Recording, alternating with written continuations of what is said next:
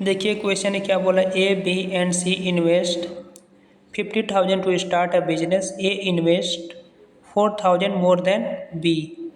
B invest 5,000 more than सी.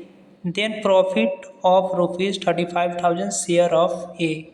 बोल रहा ए, B और सी तीन व्यक्ति है जिन्होंने कोई व्यापार 50,000 रुपये तीनों मिलाकर मतलब इन्वेस्ट कर रहे हैं ना, निवेश कर रहे हैं. उसमें ए को, यदि ए ने बी से 4,000 रुपये अधिक इन्वेस्ट किया और बी ने सी से 5,000 अधिक निवेश किया है, टोटल प्रॉफिट 35,000 हो रहा.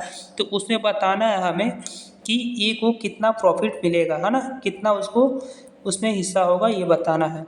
तो चलिए क्वेश्चन को करते हैं. क्वेश्चन आई होप समझ में आ गया होगा. यहाँ पर क्या है, ए बी एंड सी. तो यहाँ पर देखिए बोला है कि क्या बोला है कि बी इन्वेस्ट 5,000 मोर देन सी. अगर सी को हम एक्स मान लेते तो ये कितना हो जाएगा, एक्स प्लस 5,000. ठीक.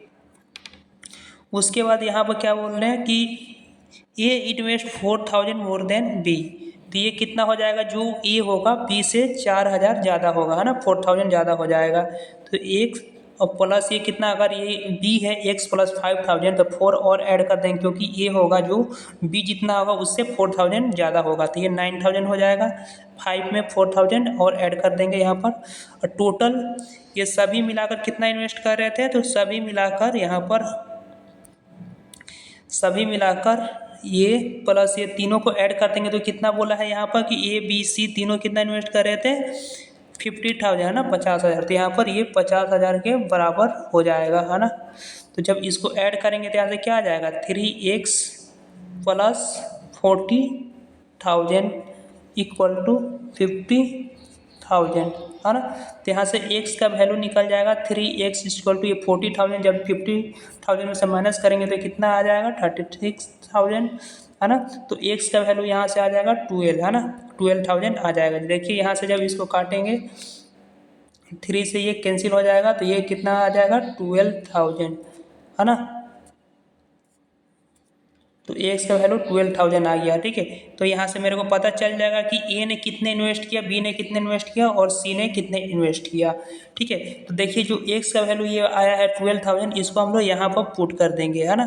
तो एक्स प्लस 9 कितना हो जाएगा, तो ये हो जाएगा 21,000, है ना. 21,000 को ऐसे लिखते हैं, के से डिनोट करते हैं 1000 को, है ना. तो मैं इसको डायरेक्ट शॉर्टकट लिख रहा हूँ.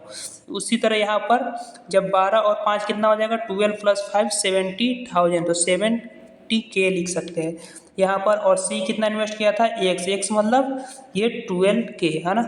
तो ए बी सी कितना इन्वेस्ट किया था, ये ध्यान रखिएगा. मैं थोड़ा इसको मिटा दे रहा हूँ क्योंकि स्पेस थोड़ा कम पड़ रहा है यहाँ पर, तो इसको मिटा दे रहा हूँ. इनका इन्वेस्टमेंट मेरे को पता चल गया, ए बी सी कितना इन्वेस्ट किया है.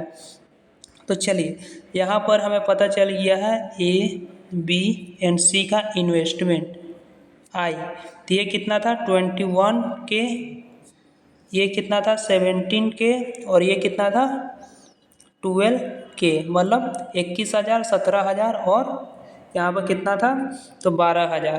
तो जो देखिए यहाँ पर कुछ टाइम नहीं बोला, तो जो इन्वेस्टमेंट होता है वही रेशियो हो जाएगा किसका, प्रॉफिट का, है ना. तो हम बोल सकते हैं कि इन्वेस्टमेंट बराबर प्रॉफिट. तो ये इसको हम क्या बोल सकते हैं कि ये प्रॉफिट का ही रेशियो है ना. तो टोटल प्रॉफिट हमें कितना हो रहा था 35,000. 35,000 में ए को कितना मिलेगा, तो 35,000 ए को. तो देखिए टोटल यहाँ पर कितना है, ये रेशियो आ गया हम लोग का प्रॉफिट का, क्योंकि प्रॉफिट और इन्वेस्टमेंट सेम हो जाएगा जब टाइम कुछ नहीं दिया रहता, है ना. तो ए को प्रॉफिट हो रहा है 21 और टोटल ऐड कर लेंगे 21 प्लस 17 प्लस 12 तो कितना हो जाएगा 50. और टोटल प्रॉफिट कितना था यहाँ पर 35,000. तो 35,000 से यहाँ से मल्टीप्लाई कर देंगे. तो यहाँ से देखिए कितना बार में जाएगा, 700 बार, है ना.